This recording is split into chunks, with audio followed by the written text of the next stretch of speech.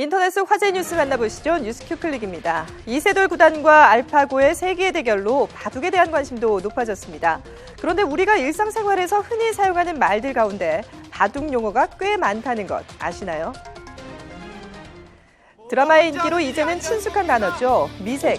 바둑에선 아직 완전하게 살아있지 않은 상태라는 의미인데요. 우리 일상에선 사회 초년생, 아직 완전하지 않은 직장인이라는 의미로 쓰이곤 합니다.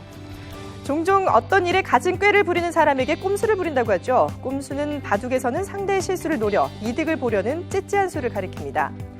우리 회사에 사활이 걸린 문제다 같이 아주 중대한 문제를 비유하는 사활이라는 단어와 불황을 타개하다, 실리를 챙기다에서 타개나 실리라는 말도 일상에 많이 쓰는 바둑 용어입니다. 정치판이나 도박판에서 흔히 사용하는 꽃놀이패 역시 바둑 용어인데요. 정확한 뜻을 아십니까? 한쪽만 일방적으로 큰 피해를 보고 다른 한쪽은 별 손해가 없는 한쪽에만 일방적으로 유리한 상황을 이르는 말입니다.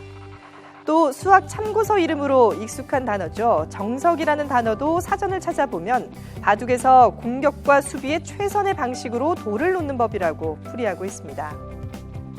바둑판에 돌을 두는 착점은 361개로 1년을 이루는 365일과 비슷하다고 해서 흔히 바둑을 삶의 축소판이라고 부르는데요. 바둑의 한 수 한 수를 인생의 중요한 순간들과 비유하는 이유도 여기에 있지 않을까요? 상반기 기업 공채 시즌을 앞두고 각종 인생 스펙을 급하게 만드는 구직자들이 늘고 있습니다. 남들과 차별화되는 자기소개서를 쓰기 위해 독특한 인생 스토리를 만드는 건데요. 위안부 소녀상을 닦거나 노점 장사를 하는 등 색다른 경험을 하고 사회 참여형 인재, 도전적인 인재 등으로 포장해서 자기소개서에 쓰는 겁니다. 이런 스토리를 억지로 만들어내는 게 만만치 않은 구직자들 사이에선 단기간에 딸 수 있는 이색 자격증도 인기입니다.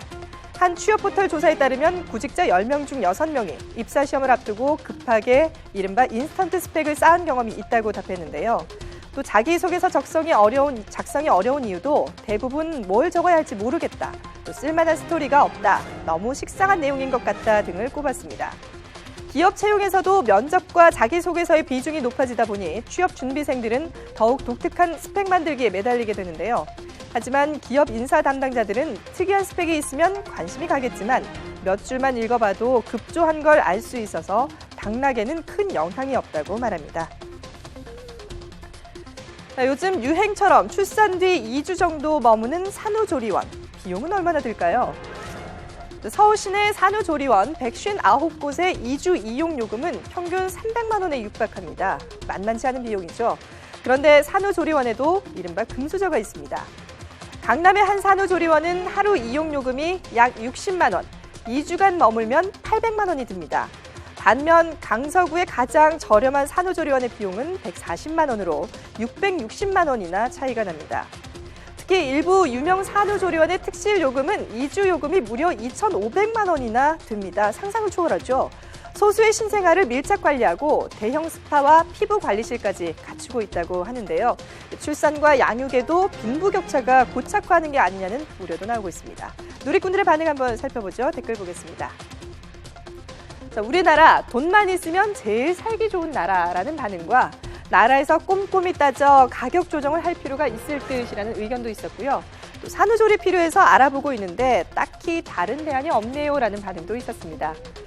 저출산이 심각한 사회 문제가 되는 가운데 적지 않은 비용과 양육 비용 때문에 젊은 부부들이 출산을 더 기피하는 건 아닌지 마음 놓고 자녀를 키울 수 있는 환경 마련이 우선돼야 될 것 같습니다. 지금까지 뉴스큐 클릭이었습니다.